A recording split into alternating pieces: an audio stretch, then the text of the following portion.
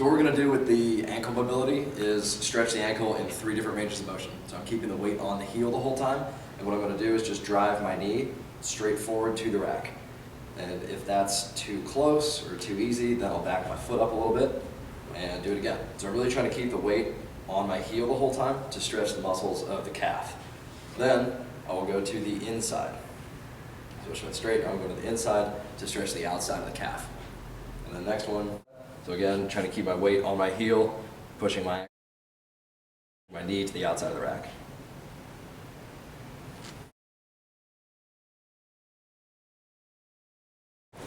This is one that I've introduced to a lot of you guys before, but it's the 3-way hip opener. So the reason is there's 3 different directions of stretching. So the first one, we're going to put the hand on the inside of the foot, the knee on the inside, or the elbow on the inside of the knee. Push away as you drive this hip down to the ground. So you go kind of 10 motions through each. Kind of rock up, come back down. Then the second motion is this hand on the knee, pushing away. This is going to stretch the left groin as well as the right hip. And you try to turn your body away.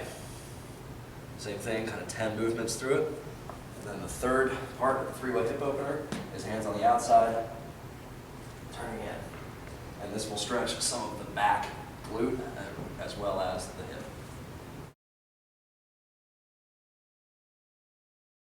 What we're going to do now that we've got the hip flexors loose is activate the glute muscles. So we've got 3 exercises that we do for that. The first one is just the pendulum hip extension.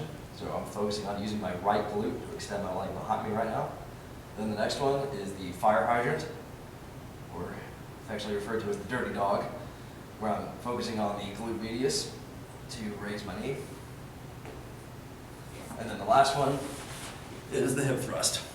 You're here, focusing on the glutes, extending the hips. One really common one with this is that people are going to arch their back. You want to keep your pelvis tilted down, focusing on using the glutes to extend.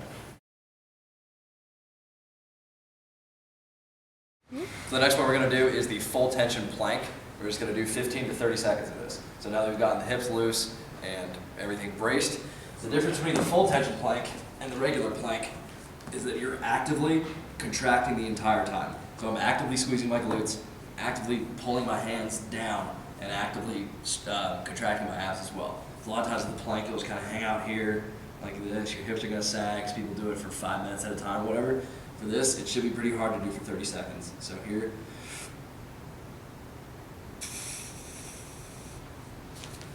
Really focusing on the full brace. So the next one we're going to do is the band pull apart.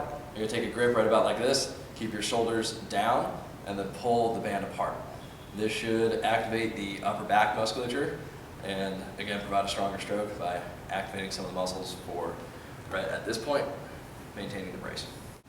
One alternative to this, if you don't have bands or cables, is to just use some weights, either dumbbells or plates, and then do just a rear delt fly. You're going to be here, and then it's essentially the same motion to work the posterior delts, the muscles of the upper back.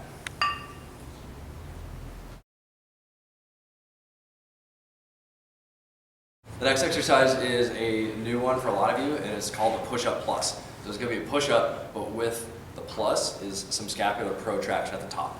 So from here, you're going to do the push-up, and then the plus is with your arms straight, reaching further. So the plus is just right there. And it's a subtle motion. What it's going to do is activate the serratus anterior, which can help prevent against rib stress fractures.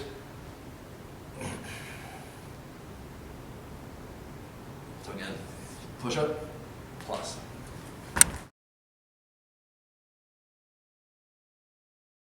And then the last one we're going to do is the deep squat progression. So in this one, we basically put everything together. We're going to stretch the hamstrings, get into hip hinge, get into a deep squat, and stretch the groin muscles. And then we're going to stretch the mid-back, putting our hands overhead, and then stand up as well to get the quads going. So deep squat progression is from here, hands on the thighs, pushing the hips back.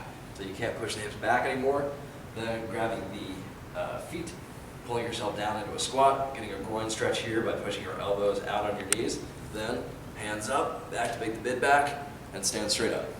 So that's there, there, there,